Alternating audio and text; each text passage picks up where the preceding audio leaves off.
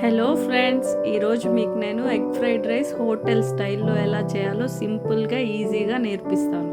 First garlic, carrot, capsicum, coriander leaves and 4 ఎగ్స్ని ఇలా scramble చేసుకొని కలుపుకొని పక్కన పెట్టుకోవాలన్నమాట.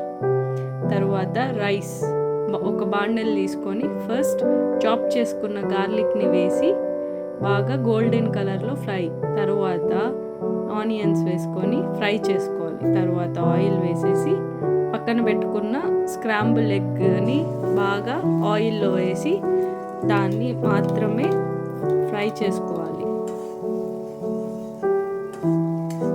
ఇక్కడ చూసారు కదా, బాగా డీప్గా ఆయిల్ అంతా పోయేదాకా ఫ్రై చేసేసుకున్నాక మళ్ళీ ఇక్కడ ఆల్రెడీ ఆనియన్స్, క్యారెట్, క్యాప్సికమ్, నేను బీన్స్ వేయలేదు, కానీ మీకు బీన్స్ అవైలబిలిటీలో ఉంటే వేసుకోండి.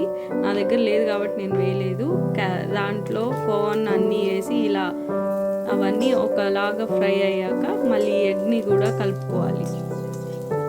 తర్వాత వైట్ రైస్ వేసేసి